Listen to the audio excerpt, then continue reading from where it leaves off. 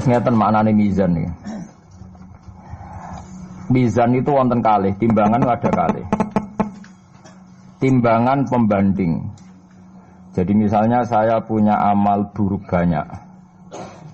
Ya, amal buruk banyak. Terus ada amal baik banyak.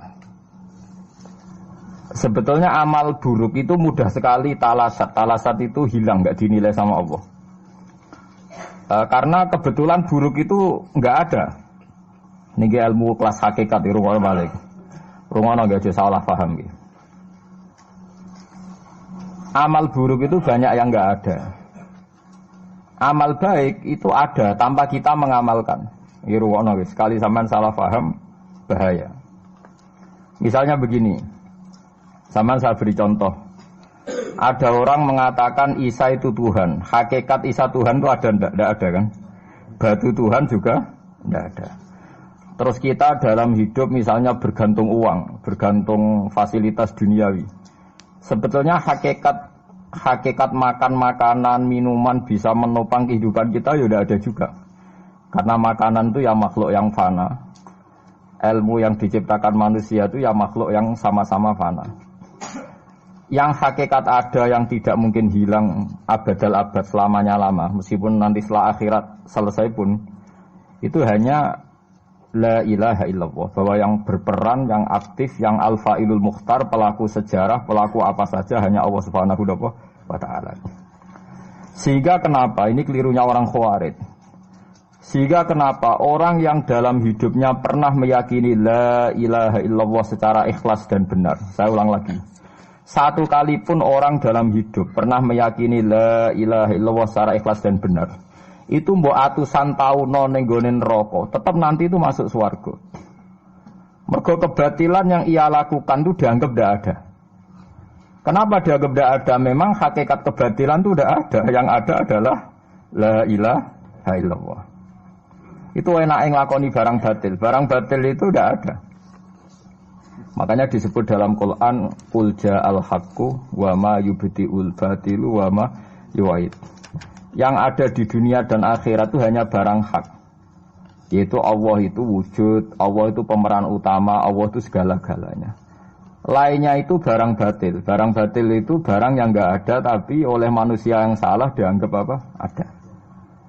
Nah, sehingga barang batil ini sekali Allah menghendaki kalimat la ilaha illallah itu sampean baca secara ikhlas. Itu barang-barang batil yang pernah kita lakukan itu otomatis hilang. Tanpa dihilangkan pun barang itu tidak pernah ada. Yaitu itu disebut barang nopo? Disebut barang nopo? Batil. Makanya di sebagian ayat disebut bal naqdhifu bil haqqi 'alal batili fayadmaghuhu fa idza huwa zahid.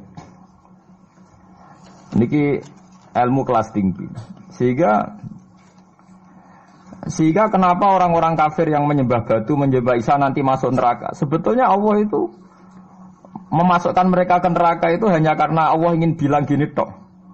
Sudah ya kamu di neraka saja. Kamu kan menuhankan batu, menuhankan Isa, ya silahkan minta tolong Tuhan kamu, itu saja. Artinya andikan mereka betul-betul yang dituhankan itu Tuhan, Allah juga senang. Kalau itu menjadi rival, dia menjadi rival Tuhan maksudnya, yang bisa menselamatkan. Niki rungokno nggih mumpung sampeyan rong ning akhirat. Mboten niki ijazah kula nu mujarab tenan. Kata Imam Ghazali kula nu jeling tenan. Kenapa Imam Ghazali disebut Hujatul Islam? Sama nak kepen syukur iku gampang. Duit ra duwe, utang wakeh, jatuh tempo, bojo wani, anak kecewa di bapak kowe, terus mentek ngamek kowe. Niku jari Imam Ghazali kena sekarang ana nikmat moro kuburan. Moro kuburan terus kamu berkeyakinan bahwa semua yang sudah mati itu sangat-sangat berkeinginan hidup meskipun hanya 1 jam. Wong sak donya mulai Nabi Adam nganti saiki kabeh berharap dihidupkan lagi meskipun 1 jam karena ingin membenahi kalimat tauhid la ilaha illallah. Lah kowe iku jek urip. Lah kowe iku jek urip. Berarti wong sak miliar-miliar sing wis mati iku iri mbek kowe mergo kowe jek urip. Nah, berarti terus gue syukur ya Allah, apapun masalahnya di dunia saya ini hilang semua mergo kula ijek urip. Kula baleni malih. Dengan demikian kowe muni alhamdulillah aku fasih. Piye wae kowe iku duwe nikmat rupa-rupane urip yang sangat diingini oleh Firaun sekalipun, oleh Namrud, oleh Qarun, orang-orang miliarder dulu, itu sangat berkeinginan sing jenenge urip. Lah kowe nyatane sakniki napa? Iki urip. Dadi ini luar biasa. Paham napa? Luar napa? Luar biasa. Ini tak warai ilmu tauhid itu. Terus nanti setiap saya ngaji setelah selesai sampean baca dijiwai. Sebab itu ketika orang kafir dimasukkan neraka itu sebenarnya Allah itu hanya bilang gini, wakilat usyrakaakum fada'auhum falam yastajibu lahum wa ra'awul adzab. Tidak apa-apa, kamu sekarang masuk neraka, kamu tidak menuhankan saya. Kamu minta tolong sama Tuhan kamu. Nah, ketika demikian kita pernah menuhankan yang paling ekstrim tentu menuhankan Yesus atau menuhankan batu, menuhankan dewa-dewi. Atau mungkin Tuhan di bawah itu ya kita menuhankan uang, menuhankan sebab, menuhankan jabatan macam-macam sehingga mengalahkan Tuhan sejati Allah. Terus mereka minta Tuhan-Tuhan itu supaya menolong. Walhasil akhir cerita itu wadolla anhum ma kanu yaftarun wadolla ankum ma kuntum tasubun wadolla anhum ma kanu yaftarun itu di Quran diulang-ulang dengan beberapa redaksi. Akhirnya hilang apa yang kalian kira ada. Oke, akhirnya hilang apa yang kira kalian ada. Misalnya kita mengatakan bahwa hidup itu harus makan, harus minum. Ternyata nanti di akhirat tanpa makan, tanpa mikun orang hidup. Makanya itu hebatnya ulama, hebatnya ahli sunnah, hebatnya nabi. Nabi itu orang mukmin itu dilatih. Kalau lesu ya makan, kalau ngantuk ya tidur. Tapi kita diajari ada makhluk hidup yaitu malaikat yang tidak makan, tidak tidur. Paling tidak meskipun kita itu kalau nggak makan lemes, kita tetap tidak mengatakan tanpa makan makhluk pasti mati. Karena kita berkeyakinan diberi akidah. Ada makhluk yang namanya malaikat, nggak makan, nggak minum, tapi hidup. Sehingga meskipun kita mengalami kalau nggak makan itu mati, tapi tetap menyisakan satu keyakinan bahwa makan itu tidak syarat hidup. Buktinya malaikat nggak makan, hidup. Paling tidak dengan keyakinan itu kita tidak mendewa-dewakan harus makan. Nah, itu cara-cara Nabi mengajarkan kita. Paham gitu. Terus ini saya ulang-ulang. Makanya disebut wadolla anhum. Apa yang mereka kira ada itu dari awal tidak ada. Ya, apa yang mereka dikira ada nanti di akhirat tidak ada. Lah sing ada itu tetap nopo alhamdulillah. Makanya ketika nanti orang masuk surga da'wahum fiha subhanakallahumma wa tahiyyatuhum fiha salam wa akhiru da'wahum alhamdulillahi rabbil alamin. Ini penting kula aturaken. Terus sakjane salah niku ora dikepenak. Itu sebabnya kenapa orang yang kafir mulai cilik sampai tua ketika meh mati kok nglafadzna la ilaha illallah, satu kalimat ini akan menghapuskan kekafiran di masa lalu. Kenapa kok bisa hapus? Karena kekafiran yang masa lalu itu omong kosong semua. Ya toh mengatakan Isa Tuhan ya omong kosong, malaikat Tuhan ya omong kosong.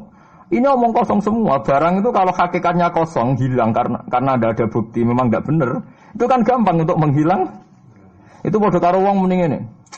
3 miliar ambek 3 miliar. Iku padha karo 5 rupiah. Bariku gremeng meneh. 1 triliun mbek 1 triliun padha karo 500 rupiah. Omongan gremeng itu kan ya wong edan ngoten mawon kan. Berarti sak urip-uripe muni Isa pangeran ya edan.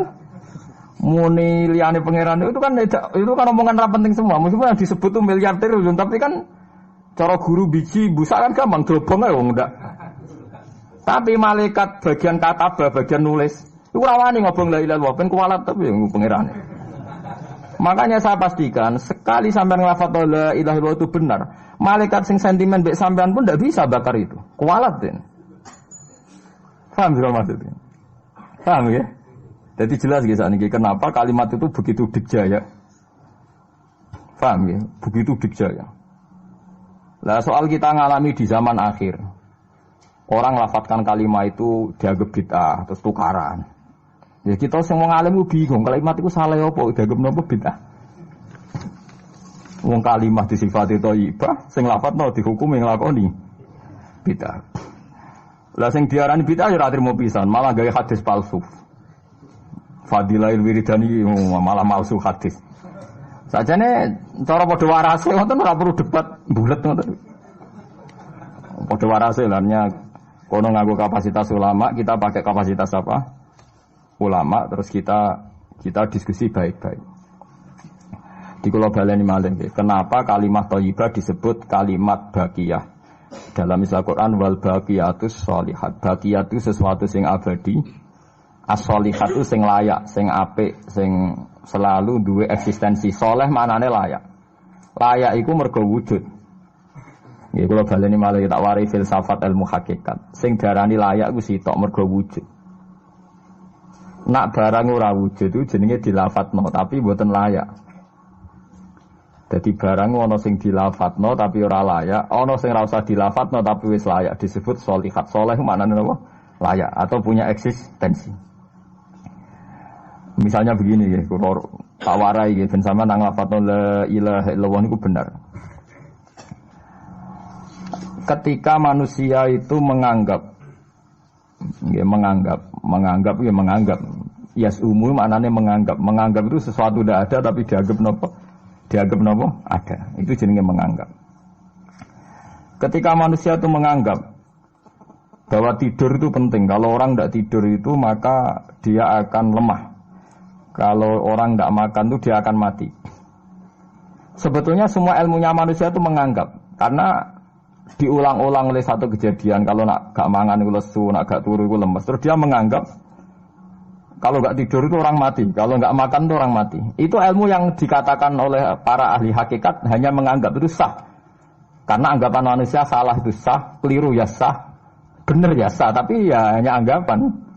Tapi dalam ilmunya Allah Ta'ala sing abadi, kehidupan itu tidak bersyarat makhluk itu harus makan, dan Allah bisa membuktikan itu lewat Allah menciptakan apa?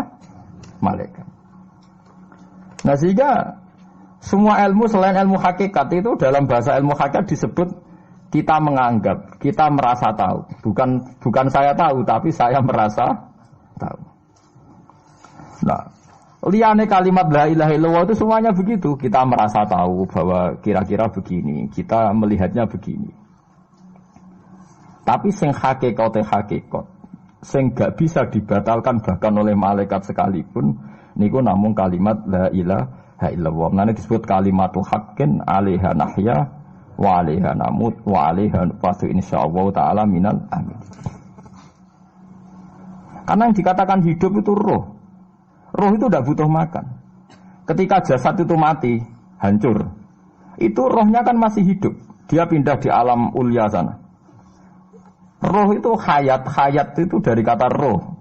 Roh itu maknanya hidup, hayat maknanya hidup. Roh dan hayat ini satu sistem yang kita tidak tahu, yang tahu hanya Allah. Ini tidak butuh makan. Sing butuh makan, butuh utang, butuh bodoh niku jasad. Paham nggih? Roh ora tau utang, ora tau gadekne BPKB, paham nggih? Enggak melok-melok dia. Makanya ketika jasad kakean pola itu roh nyesal. Kok ngatasnamakan saya demi hidup sampai direwangi utang-utang wong, direwangi uripe bulet. Toh saya bisa hidup tanpa hutang. Lah iku manusia iku aneh. Makanya disebut alam rohaniin itu sudah. Nah, ketika kita mati itu kan yang mati itu jasad. Jasad itu mati, rohnya sowan Allah. Tapi kita secara bodoh mengatakan kita mati. Loh, yang mati itu siapa? Hanya jasad kita, roh kita tidak mati. Yang sowan Allah itu roh kita. Tapi kita bilang kita mati. Ya berarti kita bilang kita mati, ya kita mati. Menurut bahasa manusia, kalau kita sudah tidak ambekan, tidak makan, tidak minum, disebut kita nopo mati. Tapi alhamdulillah kita ini mukmin, meskipun bahasakan kita mati terus bahasano mugi-mugi disepunten pangeran niki ruhe nembe sowan, mugi-mugi diwelas. Intine dekne ramuni mati. Paham nggih? Mulane malaikat ngrungokno pidatone kiai sing lepas jenazah ya bingung. Perkarane dilepas niki pun mati, mboten saged napa-napa, ra iso njuk sepuro jenengan, ra iso salat, monggo kita salati. Iki sedongakno sakniki ruhe sowan pangeran mugi-mugi selamat. Jare mati, jare sowan. Sowan kan artinya mlaku-mlaku sowan kan. Nah, tapi misalnya mbok bahasano nganggo ilmu sing ekstrim kados kula, nganggo ilmu kelas berat kan malah diguyung akeh. Bahwa jasad ini mati, ini tidak penting karena jasad rohnya masih hidup. Maka kita tidak perlu nyolati mayit karena tidak pernah ada mayit, karena rohnya masih hidup. Wah, kan dianggap edan bareng kan. Makanya sebaiknya orang ilmu hakikat itu tidak perlu jadi kiai, semoga kayak kula jadi ulama tapi rasa jadi nopo. Ya, jadi kiai sampai anak sing ora paham detail-detailnya alam roh sampai alam nopo? Alam nopo? Jasad. Nah, itu keliru itu penting karena kalau tidak keliru itu tadi. Paham sih kalau maksudnya. Nah, itu disebut. Nah, kalau sama tanya, lalu roh itu gimana Gus? Ya nggak ada jawabannya. Wong Rasulullah saja yang orang paling pinter di dunia, orang paling tahu wa yasalunaka anir ruh kulir ruhu min amri rabbi. Roh itu urusannya pangeran. Makanya kalau sekarang sampean pertanyaannya gini. Ini waktu gale guyonane Siti Jenar. Siti Jenar ya ono pinter, ya ngawur tapi ono pinter. Dene iku ora tau salat. Sing salat ruhe jare. Dadi ora tau sujud, sing sujud jare ruhe. Yen darani wali songo iki goblok. Wali songo iki gobloke ra karuan jare Siti Jenar. Wong kon salat, bathuke nganti ngecap jare Siti Jenar. Lah nek sing ngecap bathuke sok ben fisik iku hancur, pas ketemu Allah seksine apa? Jare Siti Jenar ke jangan ketemu pintu. Kok jasad kita ini hancur. Misalnya kayak ngandalo bathuk ngecap, jasad ini kan hancur. Sing mbok sowan pangeran rohem. Roh iku wis kon sujud ae ora usah awam. Lan akhire nak wae salat terus meneng ae jare wis salat. Sing ada teng pintu-pintu niku. Nah sing mung syariat terangno ora iso. Rata-rata kiai syariat kan ra pinter hakikat. Mau ngamuk ngono to murtad kowe. Nah ngamuk to. Hasil wong syariat kan apa? Ngamuk. Ngamuk ono stresan rangno ngamuk. Ya akhirnya gak sambung kan. Saya pastikan ajaran Kak Siti Jenar itu sesat. Sesatnya adalah wali-wali yang alim, termasuk wali songo yang alim itu bilang begini. Ketika bathuk kita dikokon sujud ning pangeran, kita sujud itu sebetulnya bukti bahwa fisik kita itu tunduk sama perintah roh. Karena roh kita sujud, roh ini menyuruh fisik kita juga ikut sujud. Jangan jadikan fisik ini rivalnya roh. Itu kita gobloke Siti Jenar. Kalau roh kamu sujud, fisik kamu tidak sujud, namanya rivalitas. Berarti kowe di jisim, duwe wadak sing ra nurut roh. Berarti rivalitas. Lalu jasad kamu itu sing mimpin sapa kok gak nurut. Lah ini mulane sing rada-rada Siti Jenar tobat mulai detik ini, paham ya? Karena ya buatan tak ajak mikir sama paham ya. Jadi ini permainan ilmu kelas tinggi, paham ya? Kayaknya gak tahu mikir toh. Lah diwarai kok ben kok alhamdulillah aku fase. Paham ya? Paham ya? Makanya andekan malaikat itu kok sujud ning Nabi Adam ketika Allah nyuruh, "Hei para malaikat, saya menciptakan manusia namanya Adam. Setelah jadi maka kamu sujudlah." Itu malaikat sujud. Sujudnya malaikat bukan karena nganggap Nabi Adam itu Tuhan atau makhluk yang istimewa, enggak. Karena perintah Allah disuruh sujud. Malaikat enggak perlu tanya maknanya sujud ke Adam itu apa, enggak perlu. Pokoknya karena Allah nyuruh ya sujud. Paham gitu? Setan pakai rasional. Ngapain sujud Adam? Musuh bodoh-bodoh makhluk. Mulanya orang aliran sing sesat malah darani malaikat sama iblis itu tauhidnya tinggi iblis. Karena malaikat diuji disuruh sujud sama Adam, makhluk mau terjebak dia sama permainan Tuhan. Apa orang dari malaikat terjebak tes-tesane pangeran. Iblis luwih pinter perkara nek gelem sujud. Berarti dekne mau gelem sujudnya namun kalian Allah. Lha kok ono sesat kok. Wong kok nganggur nganti ngono, maksudnya mikire iso ngono. Mulane sing dadi utang dosa luwih apik timbang sing dipikiran ngene iki, paham ya? Paham ya? Jadi malaikat terjebak permainan Tuhan, dites gak lulus ya. Itu ngeri kalau nuruti alin-alin ngoten. Yang benar adalah setan itu dianggap keliru. Karena dia tidak punya otoritas pikiran. Dekne ora wujud, hakikate setan malaikat gak wujud, wujudnya diwujudno Allah. Nak wujudnya diwujudno Allah, apa wae sing dadi dawuh Allah kudu sami'na wa ta'na. Karena dia tidak bisa menjadi rival Tuhan. Makanya kalau kita diperintah Allah langsung lakoni, gak usah gawe rivalitas. Mulai paribasane ke kon mangan wis sareng nek Allah ngutus mangan wis mangan ae. Nang kok wargen wis Gusti pokoke mangan.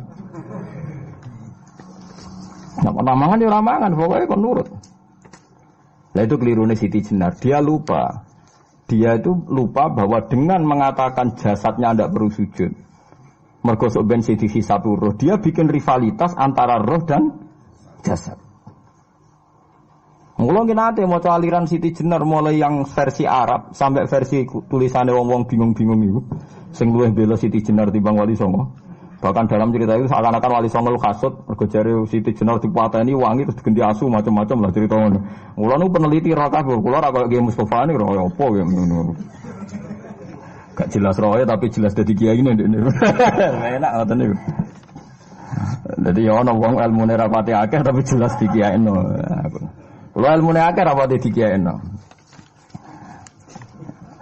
Jadi kekeliruan ini mergo ngoten niku nggih. Memang ilmu hakikat itu jelimet. Tapi sampean harus saya latih. Piye sampean ngaji ning kene ya suwi tuwa supaya kenal sithik-sithik. Lah nanti makanya menghilangkan barang batil itu mudah sekali. Karena barang batil itu hakikatnya ndak ada. Mbok ana wong muni 1 miliar ditambah 1 triliun jumlah 5 rupiah, mbok sing disebut angka 1 miliar 1 triliun lafaz ini ndak ada. Nggih lafaz ini ndak ada, fakta ini ndak ada. Makanya disebut ning Quran iyaquluna illa kadzib. Sebagian Quran istilah lebih ekstrim. Kaburos kalimatan takhruju min afwahihim. Kalimat itu menjadi besar karena ada yang melafatkan, tapi kalimat ini tidak pernah menunjuk hakikat. Lho nggih to, misale wong nyebut iki geni, wong ki HP kok darani geni, itu pernah ada kalimatnya tapi tidak ada faktanya. Ini batu disebut itu Tuhan. Yang benar itu batu, disebut Tuhan itu kan kalimat sing ada kalimatnya tapi tidak ada faktanya. Paham ya? Ini disebut kaburos kalimatan sing takhruju min afwahim. Terus iyaquluna illa kadziba. Mereka hanya ngomong secara dusta. Sebetulnya kalau barang hakikat itu tidak usah diomongkan. Itu tadi kalimatu haqqin 'alaiha nahya wa 'alaiha namut wa 'alaiha nufasu insyaallah taala minal amin. Tapi kalau kalimatul batil kalau enggak diomongkan enggak ada yang ngomong. Karena harus diomongkan. Itu pun enggak menunjuk apa? Enggak menunjuk apa? Hakikat. Lah semua manusia itu ngomongnya itu rodok-rodok ala zamihim sesuai klaimnya. Mulane omongane sampean bingung nama malaikat. Saya jamin, muga sampean kenal malaikat kados kula niku malaikat sambat tenan mbek omongane sampean. Kok ndak gimana coba? Kita bilang saya ini kaya, baru punya uang banyak kaya. Malaikat sing nyekseni kekayaane Allah janggal kere kok muni sugih.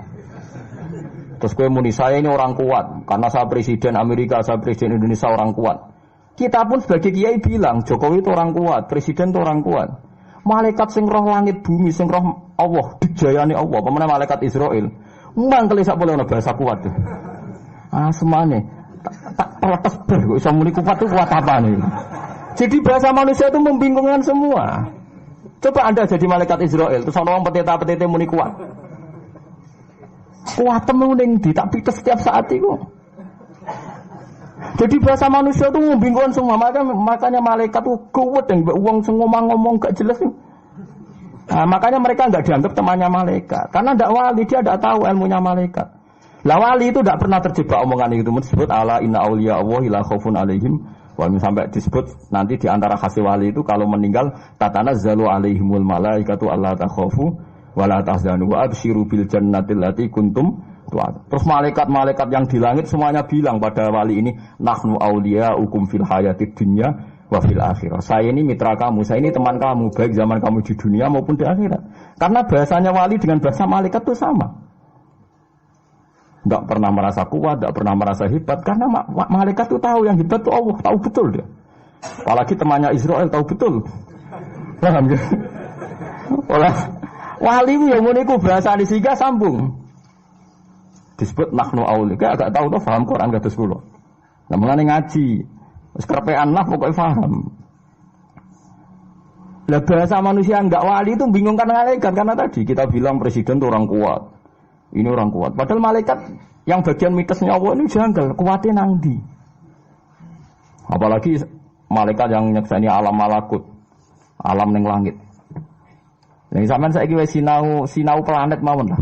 Planet Mars itu kayak gini, Platurus gini. Delok bumi planet paling kecil. Wong bumi planet paling kecil kok penduduknya paling kuat tuh piye kamu sih? Paham ya? Wes bumi paling kecil digoni wong miliatan. Terus untuk mau sepiro? Mau untuk kok terus kuat itu kuatnya nanti. Berarti sampean membahasakan orang kuat ya gak sido bener. Orang itu ilmuwan, orang paling pinter di dunia. Pinternya ning ndi? Misalnya yang ngerasa pinter karena ini bisa menemukan komputer, bisa menguasai sak dunia, peneliti, handal ngene-ngene jare malaikat. Umpama ke roh ilmu sak bumi ku rong roh Mars. Aku sing nata Mars, tukang jogo. Artinya umpama ke roh tenan bumi ku rong roh planet lain dan kehidupannya di sana. Apa meneh alam malakut, alam roh. Misalnya alam kematian itu butuh ilmu 99, alam dunia mau butuh sitok. Ngendikane Nabi bandingan ilmu dunia sampai akhirat itu 99 banding 1. 1 dibagi wong sak dunia. Subhanallahi wa bihamdihi adada khalqihi wa ridha nafsihi wa zinata arsyihi midada kalimatih. Subhanallahi wa bihamdihi adada khalqihi wa ridha nafsihi wa zinata arsyihi midada kalimatih. Subhanallahi wa bihamdihi adada khalqihi wa ridha nafsihi wa zinata arsyihi murid ingkang bagus sikuli mati ngamal terus kangge